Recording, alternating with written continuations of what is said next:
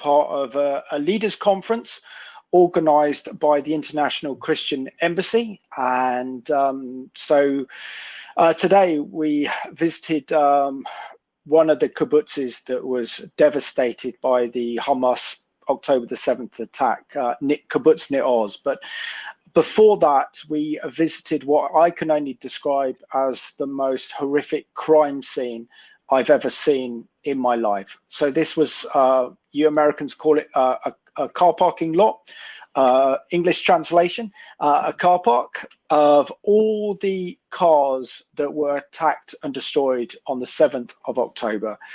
And they showed us this site, which is opened up for us to the public.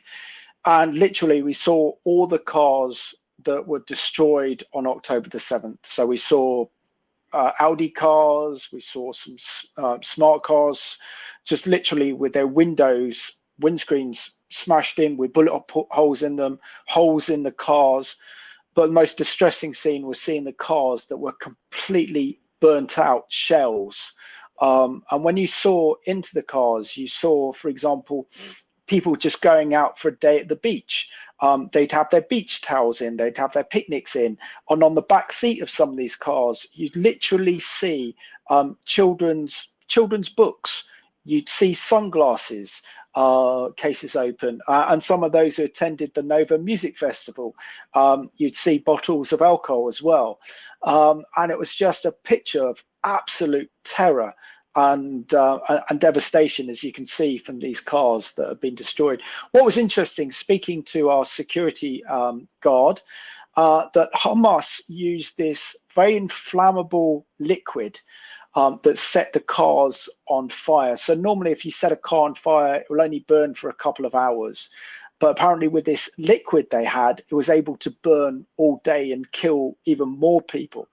And apparently this was smuggled into Gaza by the Iranians. We're also told as well tonight by a Messianic pastor who pastors a church in Ashdod, according to police sources, that there were 5,000 terrorists who committed the atrocity or the pogrom that we saw on Saturday, the 7th of October.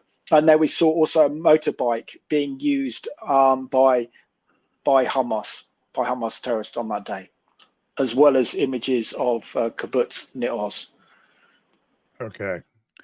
So my understanding was they went to I don't know if it was Ashdod or Sderot or someplace in the initial stages of the attack and actually killed like 25 police officers, people who would be the first responders in an emergency if they were called. And so when people called for help, there was nobody there to help. Is that consistent with what you've heard? Exactly. And it was Sderot. Yes, exactly. Why it took the IDF 5 hours to get there, no one really knows why it took them so long. But we know that Hamas were monitoring, obviously, Israeli troop movements. The biggest concentration of Israeli troops was in Judea and Samaria by the Palestinian Authority areas near Jenin and that area, because they thought with the holidays approaching, this is the most sensitive area. So they deployed most of the IDF reservists into that area and kind of neglected Gaza. But also, I was told as well, for those that were involved in fighting back against Hamas on October the 7th, that they didn't know what they were getting into.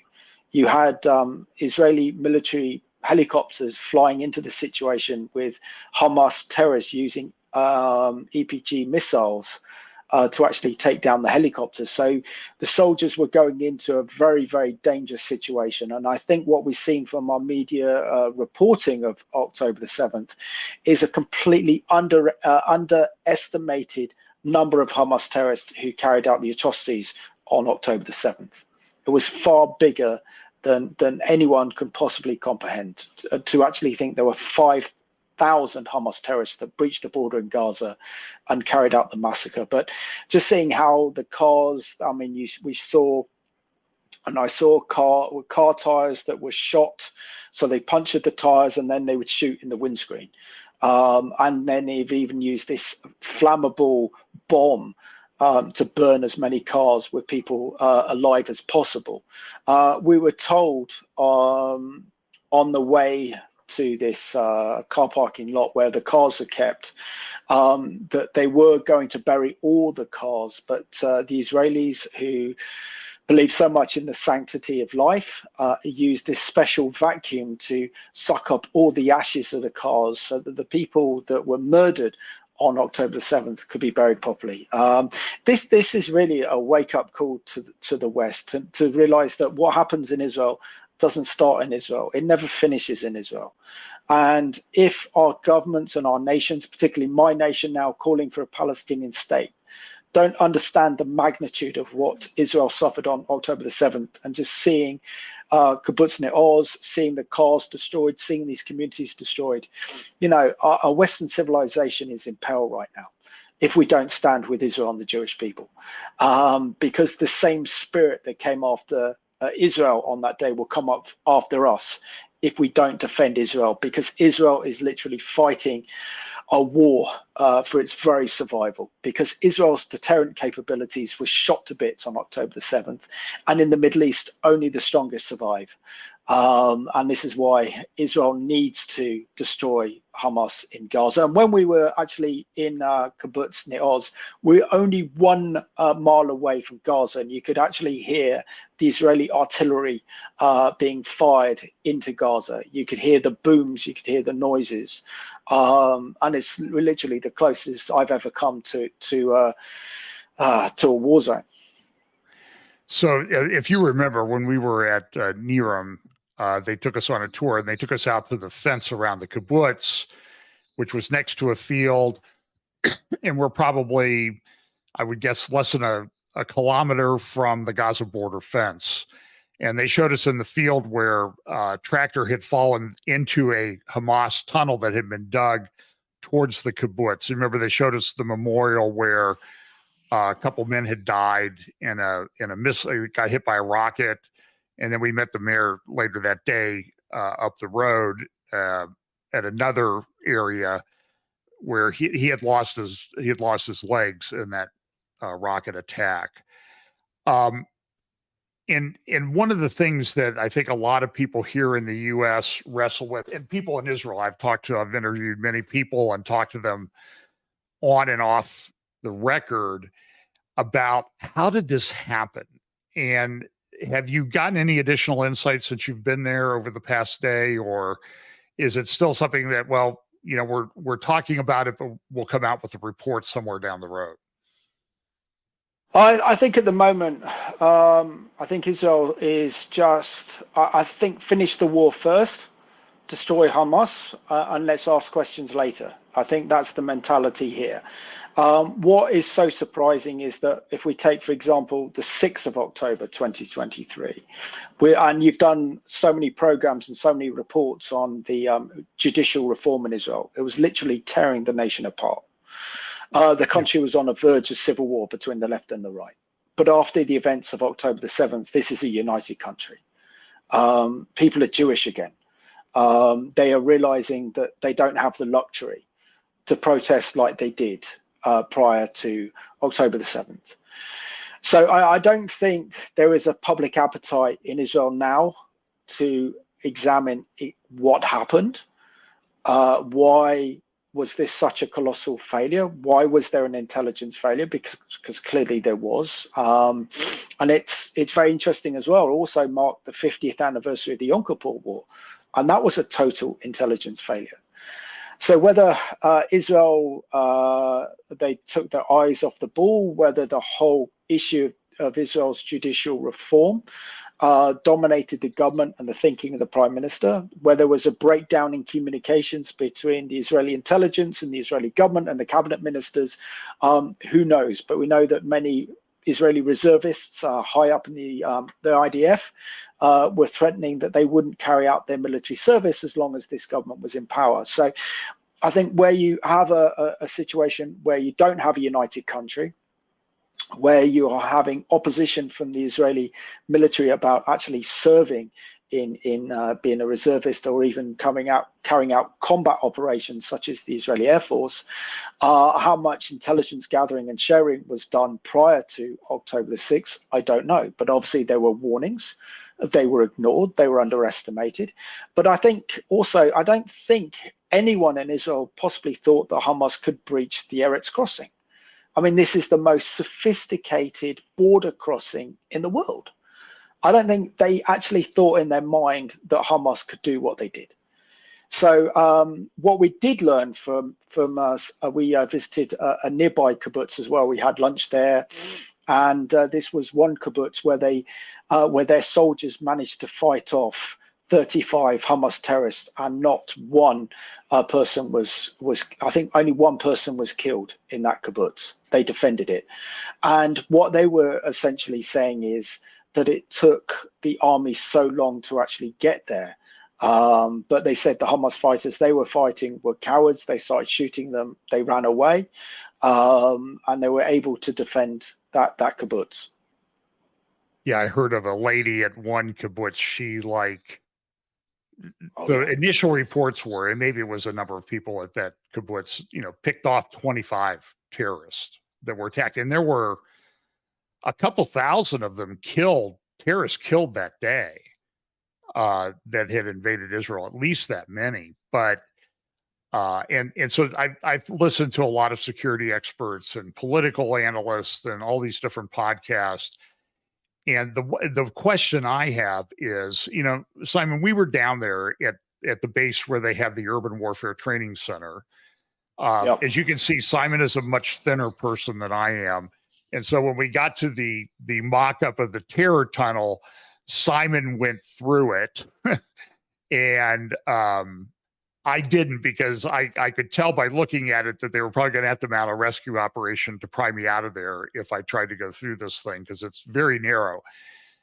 But, the question I keep asking is, I know they had bases. I know they had watch people in the towers, usually female soldiers in the towers along the fence. And there seemed to be some warnings that they had issued. Hey, it looks like they're trying to do something. In some cases, it appears they were told, shut up. We know what we're doing. You're just a low-level soldier. So there seemed to be a lack of creativity or conceptualizing what it was that Hamas might be capable of doing. And Hamas did, let's give them credit that they mounted a very masterful plan. It was clever, it was deceptive, it was well planned, and they may have even been surprised at how far they were able to go. I mean, one group almost made it all the way to Beersheba. That's what we were told. I mean, it's very chilling, but they actually said they had very detailed plans. Right. They all knew what they were doing. They knew the locations. They knew, for example, in the kibbutzes where the military reservists are or where the soldiers were. So they target them first and wanted to take them hostage.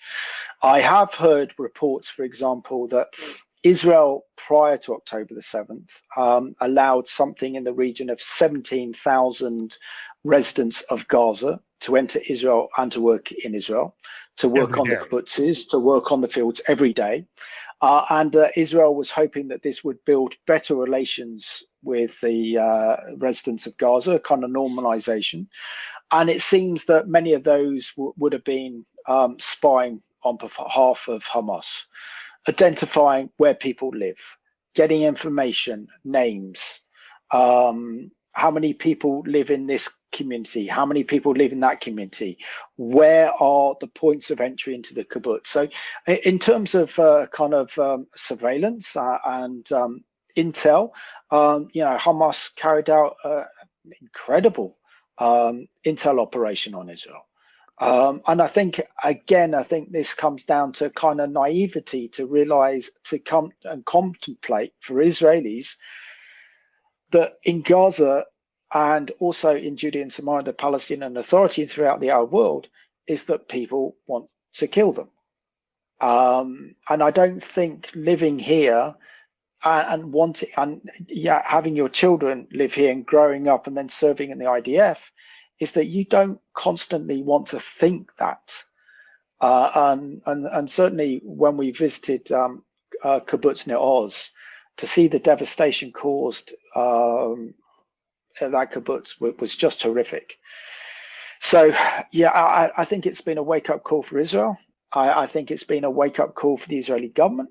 Certainly been a wake-up call for the Jewish people around the world who are being targeted, and we've seen an unprecedented rise of Jew hatred throughout the world in the aftermath of this. But one thing is so encouraging. I want to share something encouraging, is this determination on behalf of these Israeli kibbutzniks to return to those kibbutzes that were destroyed, like Kibbutz Nir Oz, like Kibbutz Kfar Aza, that were destroyed by Hamas, and rebuild, to go back and relive in these kibbutzes and to make it better than it was before. There's something about the Israelis' pioneering spirit that said, yes, we've suffered this incredible, the biggest terrorist attack on our history, the biggest pogrom since the Holocaust. But you know what? We build on, we move on, we deal with pain and tragedy, and we rebuild. And that's something that really conceptualizes the modern state of Israel and that pioneering spirit that the early founders of the modern state had. And I think that will stand Israel in good stead. You know, I saw an interview, might have been on Caroline Glick or Jonathan Tobin at JNS, talking about the fact that, they're not coming across to work anymore. We're done with that. We can't do that. And in fact, I think JNS might even be doing a show pretty soon on maybe there's a program, I think, that Caroline Glick is participating in the next day or two, about how to live your life without Arab help. So there's been a unity in Israeli society, but a division, I think, from the Arab parts of Israel, particularly Judea Samaria, also called the West Bank, and certainly Gaza. And I even saw, and you know, at the kibbutz, the people that live down there are generally, I would call them left-leaning, peacenik types, you know, people really interested in peace and working with the Arabs. And I've seen a number of interviews with them and said that that's over. That's never going to change in the lifetime of me, my children, or my grandchildren. It has to be that way. I mean, but also, I mean, I had discussions on the aftermath. What happens to Gaza after Hamas is destroyed? And they are thinking about putting zones in to protect those communities. So there will be a bigger perimeter of Gaza that the Israelis will control. But they're also talking about the prospect of bringing Jewish communities back to Gaza, as it was prior to the disengagement of 2005. I don't know how feasible or how Jewish settlers would actually want to do that, but the fact that that is becoming a kind of mainstream political discussion here in Israel, certainly an interesting one. I think from what the reports I saw today was that it's sort of goes back to the division over the judicial reform, that it was the Netanyahu coalition and the right-wing parties, the Orthodox, Zionist, and ultra-Orthodox parties that helped Netanyahu form his coalition to govern.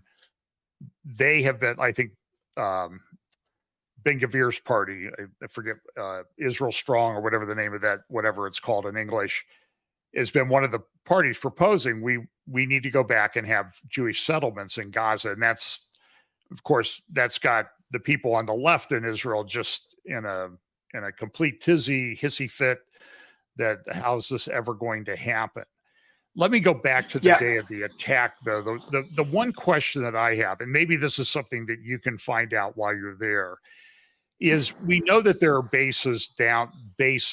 IDF bases down there along the Gaza border, and that information may be out there and they just don't want us to know because of the security situation that it would cause. But two comments. I have seen very credible analysts say that what happened was that Hamas and Iran were able to acquire cell phone data over a period of time and analyze how people moved around down there. Now, they didn't have like a phone specific data set, but they had the sort of the data cloud, and they were able to determine, for example, what doors in a kibbutz were unlocked because they could see how people moved through the door. They didn't stop to unlock it. And they also had, of course, their spies were telling everybody where the safe rooms were,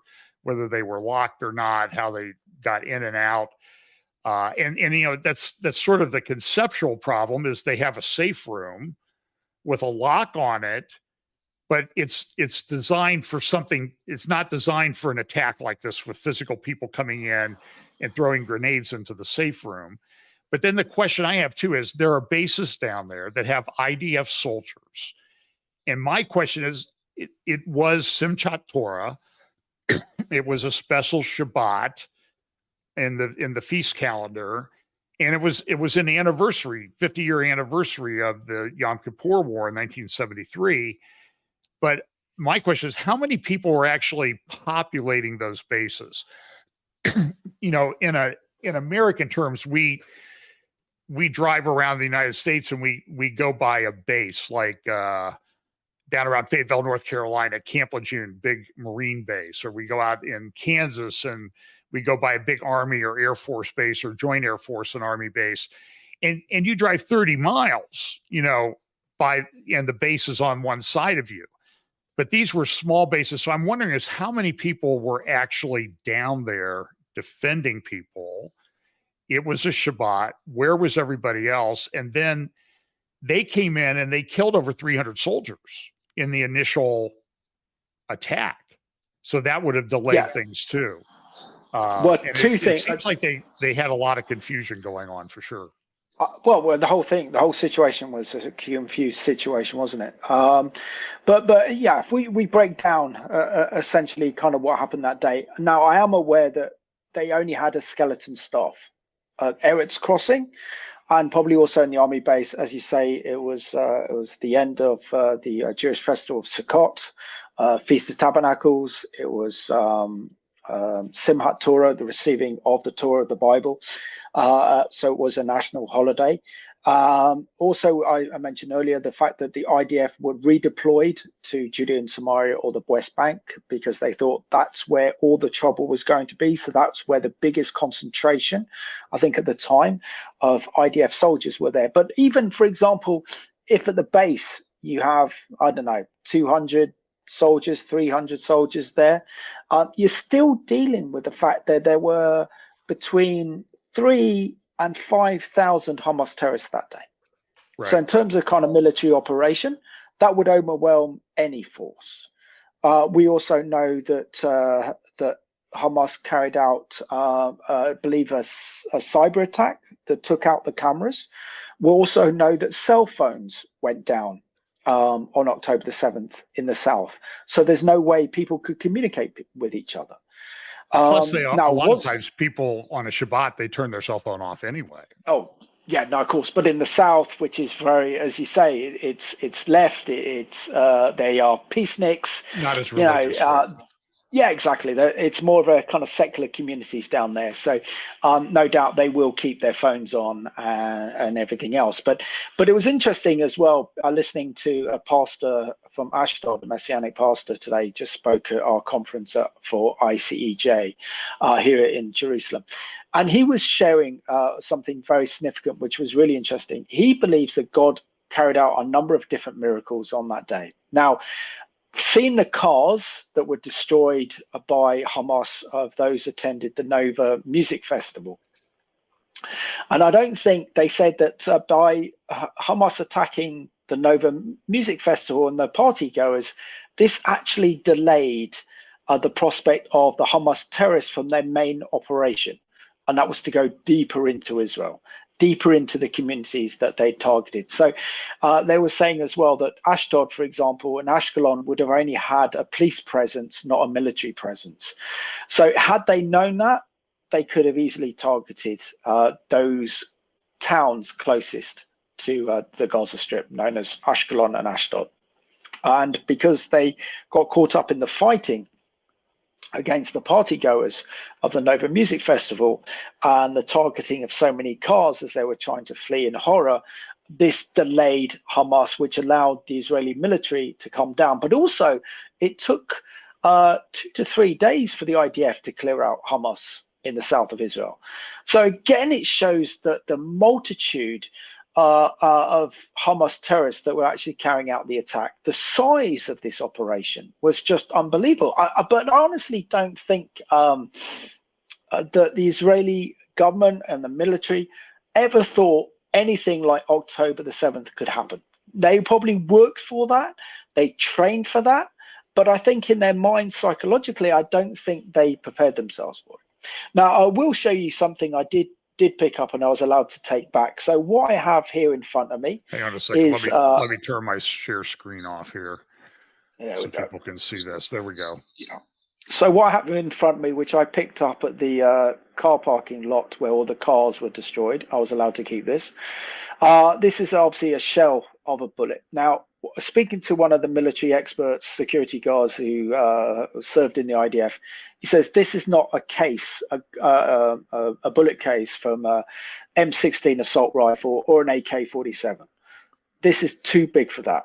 This is a Hamas sniper bullet that was used on October the 7th. So I think the sophistication and the plan of October the 7th was something that really did take Israel by surprise.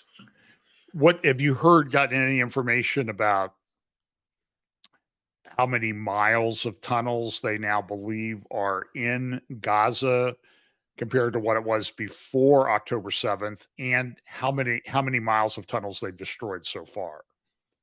Well, I don't know how many miles they've destroyed so far, but it's believed to be in the region of 360 miles of tunnels. And the New York Times the other day reported that it was above 500 miles now, they think. Wow. So it's coming more and more. It's coming more and more each day. So I mean, it's a huge task if you've got to destroy all those terror tunnels.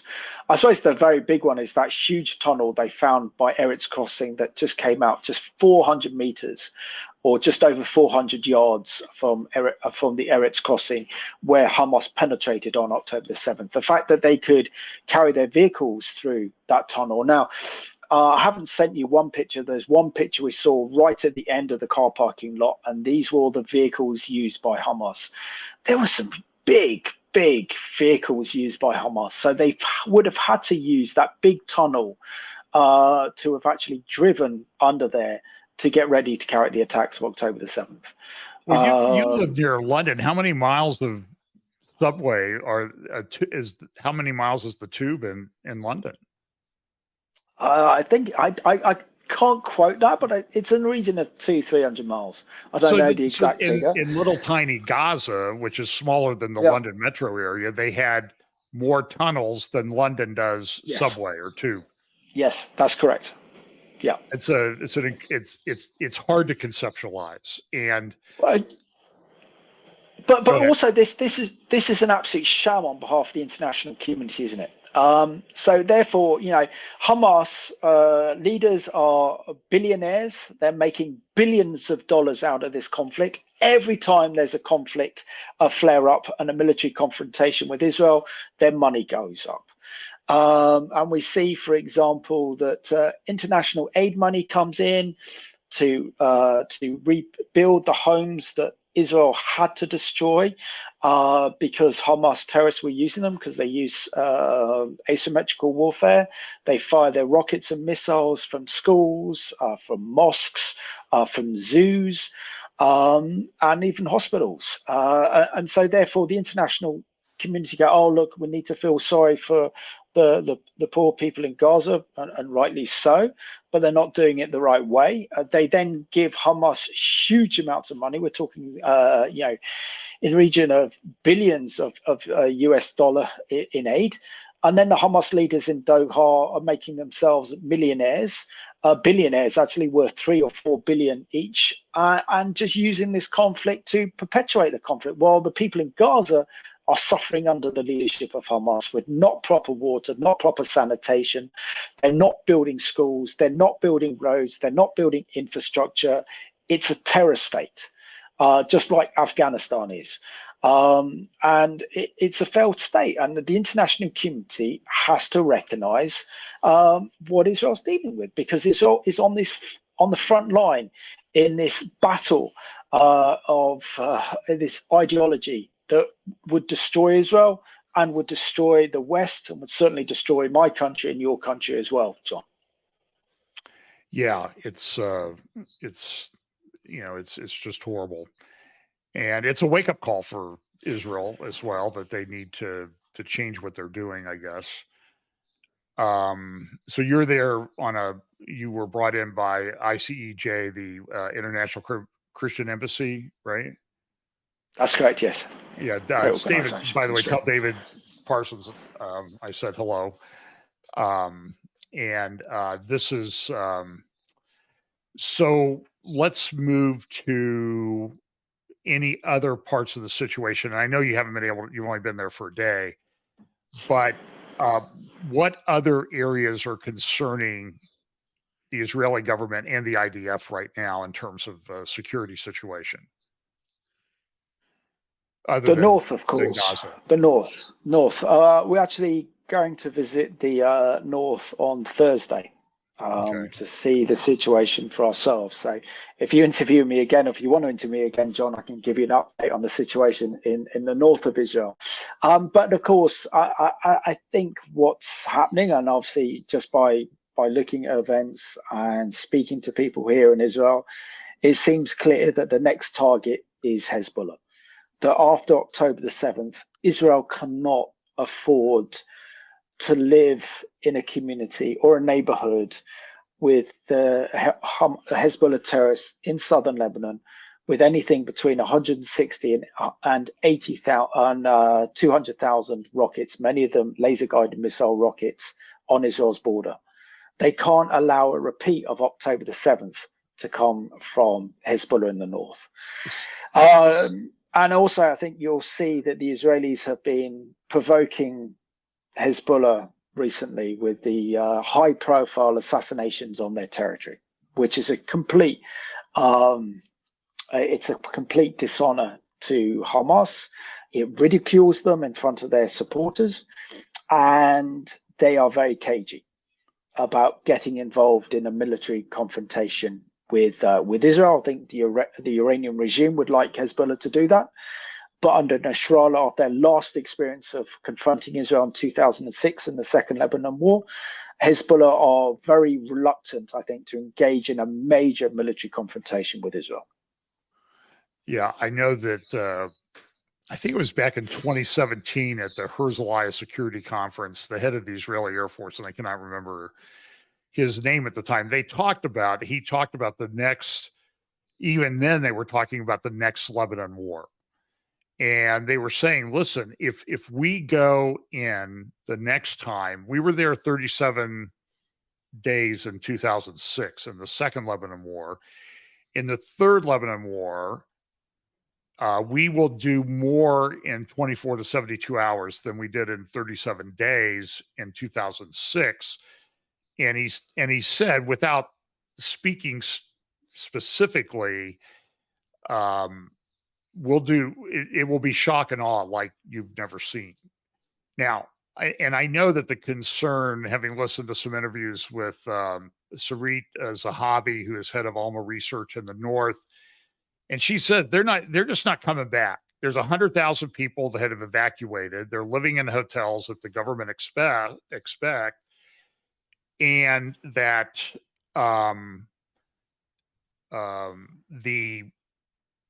they're just not coming back until the situation in the north is dealt with. And the concern there is that there may be even more miles of tunnels in southern Lebanon than there are in Gaza. And the question then becomes, how do they handle that? Any thinking on that there? I think we're going to see the complete devastation of Lebanon in order to rid Lebanon of Hezbollah. And the way that they've dug themselves in. I think in the mercies of God, I think on October the 7th, I believe that Hezbollah was supposed to join Hamas in carrying out a coordinated attack. Had they done so, we would have seen probably about over 10,000 Israeli casualties in the north. We would have seen thousands of hostages. We would have seen hundreds of thousands of injured Israeli citizens.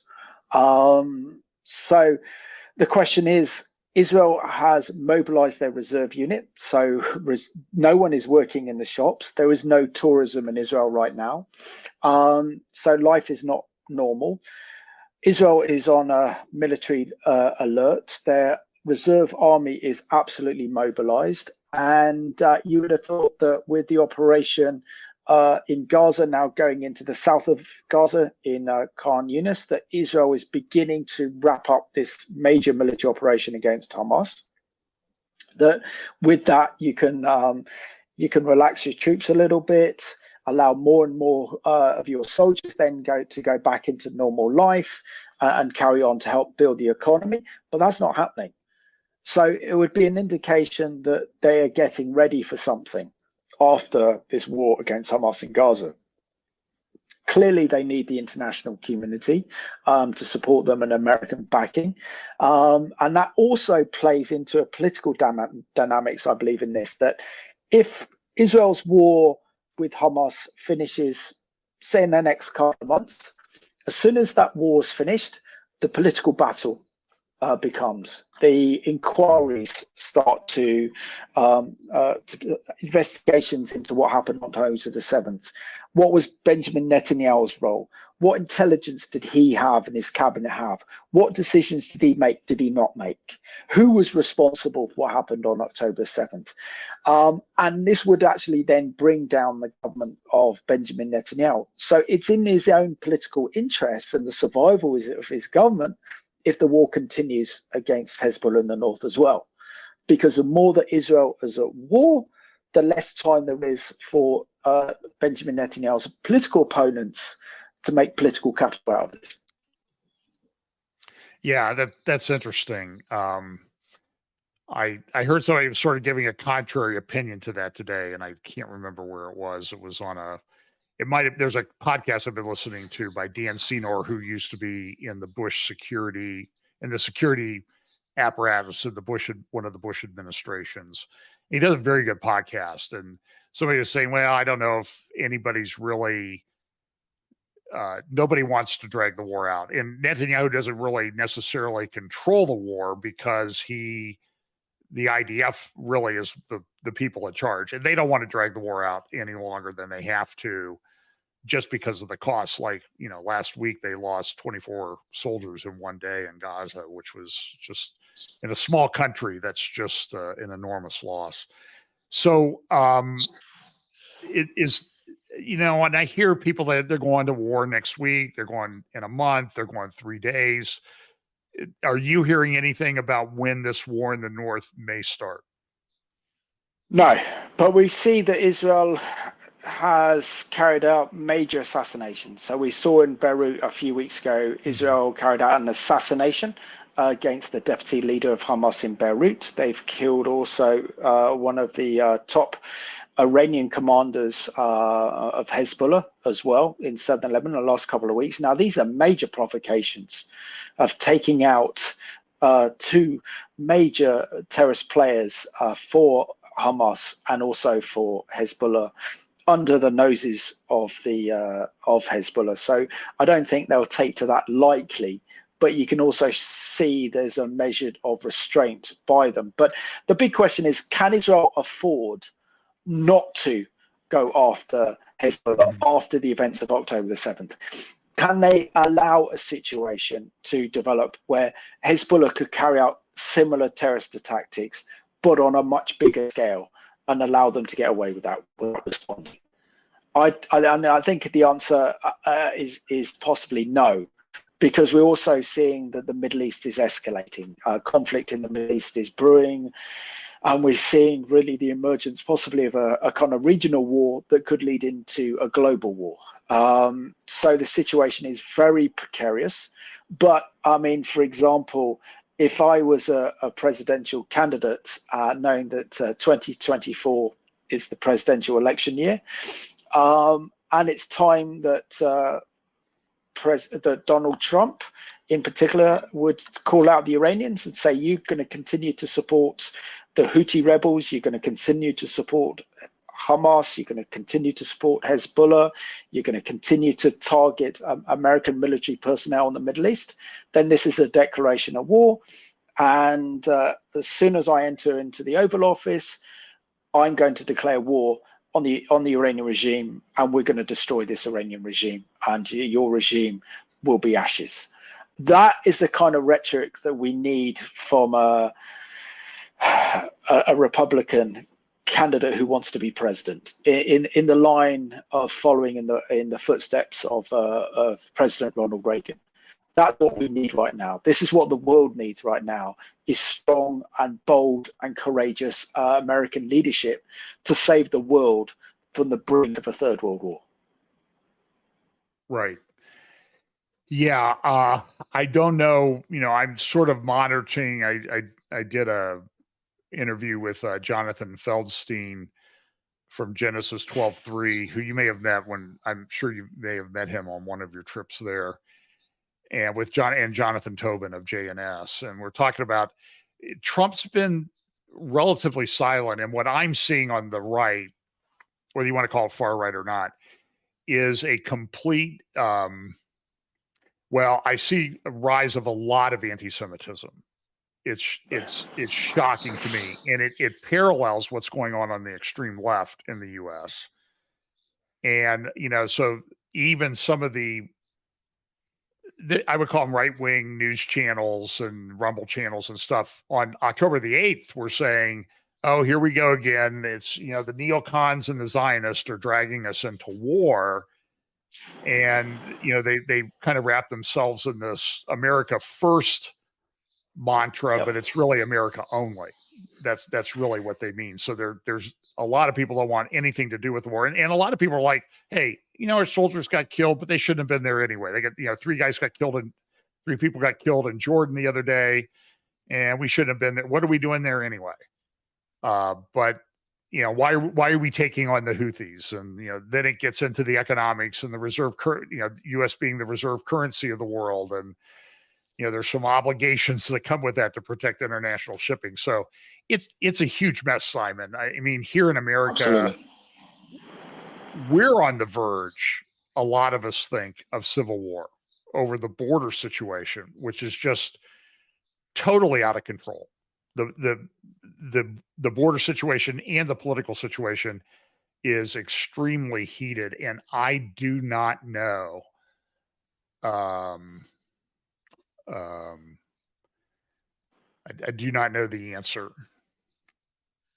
Well, yeah, if we see what happened on October the 7th, and I said before, on October the 6th, Israel was a divided nation. Israel was on the verge of civil war. Then the events of October the 7th. Israel is a united country and a fortified country. I've been to Jerusalem, I've been to Israel, I know, probably about 30 times since I first went in 1996 as a 21-year-old, and I went with the Hebrew University of Jerusalem. I have never seen so many Israeli flags flying in Jerusalem. You go down and you walk down towards the old city. You see the biggest Israeli flags. You see Israelis have flags on their cars. What's happened after October the 7th has awakened an incredible patriotism on behalf of the Israeli people. So maybe it needs Britain, maybe it needs the United States to have their own October the 7th moment to bring the nation together and to realize, for example, that America is the world's policeman, that God has given the United States an incredibly privileged role to play in the world in exporting freedom, of defending democracies, defending God's nation, which is the nation of Israel. And to think that and that the God made the United States the world superpower in his sovereignty. So with that comes great responsibility. And what we need to see now more than any other time, I think, in world history, is American leadership on the world stage. And we haven't seen that for a couple of decades. And of course, if we take the situation in the Middle East, and that's my expertise, in 2020, the Iranian regime was on the verge of economic collapse. Hezbollah were complaining that they were running out of money. The Abraham Accords were expanding with the prospect of Saudi Arabia joining and forming not only a cold peace with Israel, but a normalization peace with Israel. And the Middle East was as stable as it had been in decades. This extremist Islamist ideology was in retreat. What happens? Joe Biden gains the presidency in 2021, reverses all of President Trump's Middle Eastern foreign policies. And what do we see? An explosion of Islamic extremism in the region, the disastrous US withdrawal of Afghanistan, which sent a message, America's in retreat. This galvanized Putin to invade the Ukraine, and the world is on the brink of World War III. So it shows what American leadership can do in the world, and Britain can play a major part in that by backing the United States, as our nations have fought the cause of freedom in the 20th century, and we need to do it in the 21st century, during the First World War, during the Second World War, during the Cold War.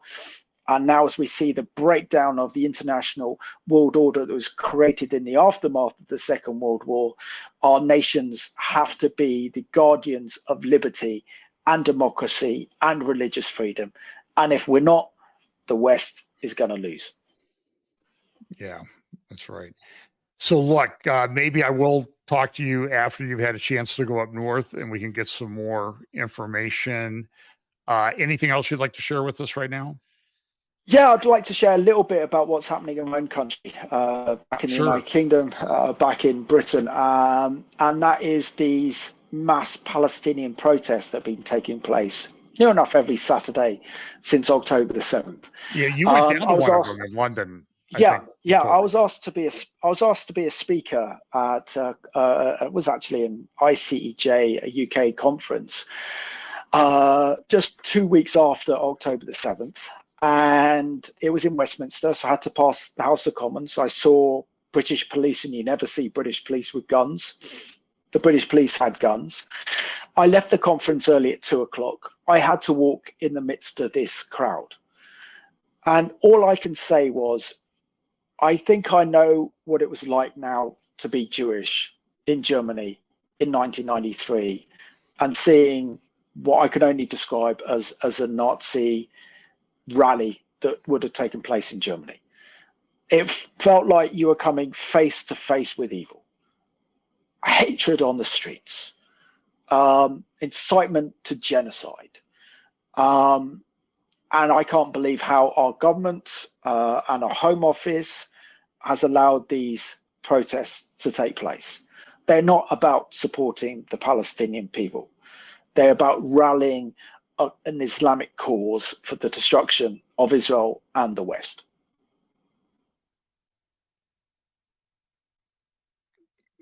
Okay. So I'm concerned very much about the rise of Jew hatred in my country, the fact that our Jewish community do not feel safe anymore, and they're scared, and they are afraid to be Jewish now. And for example, I got friends who take their children to Jewish schools. They're having to take the emblem of their school blazer off their uniforms in case they get attacked. In the UK. In the UK. Yeah, we're seeing very similar things here. And do you see, as if this progresses, that they stop with the Jewish people, or do they go for Christians? Well, what starts with the Jewish people never finishes with the Jewish people, so we'll be next. And it's this alliance, this red-green alliance between the far left and the Islamic fascists merging together as an alliance. We saw that with the likes of Jeremy Corbyn right at the front of these marches, the former leader of the Labour Party who wanted to become Prime Minister, with his vile anti-Semitic and vile hatred towards Israel leading these protests. So we're seeing that alliance emerge on the streets. And until our government realize the consequences of incitement to genocide on our streets, and if the Jewish people do not feel safe in our country, then they'll leave. And the only other alternative for them is to go to Israel. What a kind of damning indictment that is on our society and our democracy. And it just shows you the danger of this secularization and erosion of our Judeo-Christian heritage, that we're seeing this huge rise in extremist ideology because it's filling that vacuum. We need to place Christ back at the center of our societies. We need him back in our center of governments. And maybe this will wake up the church to realize their moral obligation and duty is to be the moral conscience of the nation, to speak out about evil and morality of what's happening, and to defend God's people, which is the nation of Israel. So, by the way, so we're having elections here, and I think close to half the world is having elections this year, national elections. And you're having elections in the UK this year, aren't you? Yes, we are. Yeah. I'm not looking forward to that, but yes, we are. So why are you not looking forward to that wonderful time of peace and love and harmony? Oh yeah. Well, our politics is a mess. So it looks like the Conservative Party are going to lose. The Conservative Party under Rishi Sunak are the Conservative parties who are in government. They've been in government really since about 2010, and it looks like the Labour Party under Keir Starmer will win that election, not because he's come out and said these are my credible policy ideas. He's not a Tony Blair in any stretch of the imagination. It's the fact that he's not a Conservative could actually turn the election for the Labour Party. And also we're seeing the collapse of the Scottish Nationalist Party up in Scotland, which would then turn into more seats and votes for the Labour Party. So it's really the Labour Party's election to lose. Now, Keir Starmer has said he's rid the party of its problem of Jew hatred that plagued the party under its leadership under Jeremy Corbyn. And do you believe that? I believe that personally from him, that he's done it. But my danger is that it's the people behind him that I'm more concerned about. Mm-hmm. So we could see that he wins an election and the far left Jew haters in the Labour Party carry out a coup d'etat, and they take over and gain control not only of the party but also the government. So we are living in dangerous times. There is no question, and we need God's wisdom like we've never been before. And our leaders need to cry out to God like they did during the Second World War, when we had national days of prayer and repentance, where the King of England called for those days of prayer and repentance, and people flocked to the churches.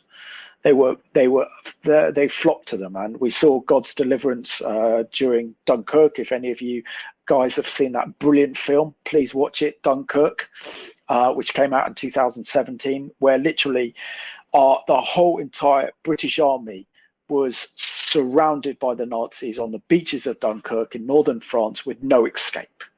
We had an incredible deliverance.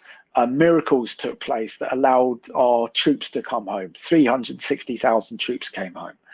We saw a miracle take place during the Battle of Britain when our nation fought alone against the Nazis in the summer of 1940. Then we also saw national days of prayer for the D-Day landings, which took place, which was another miracle that started the liberation of Europe. And I think as Christians, we need to get serious about the times we're living in. We need to pray like we've never prayed before. We need to intercede and seek the mercies of God, because our nations are in peril. They're on the verge of collapse and destruction. And a world without America being a world superpower is, quite frankly, a very scary world to live in. America has responsibilities to be that guardian of light that she's called to be. And with the nation of Britain, we can also join you in that fight to fight liberty, to promote democracy, to promote religious freedom, and to be a source of light in what has become an increasingly dark and evil world. It is. And assuming that it's been a very cold, dark, gray winter here in Ohio, and we are supposed to have a total eclipse about 10 miles, 15 miles west of my house in April. But, you know, my question always is, it's sort of like if a tree falls in the forest and nobody hears it, does it really make a sound?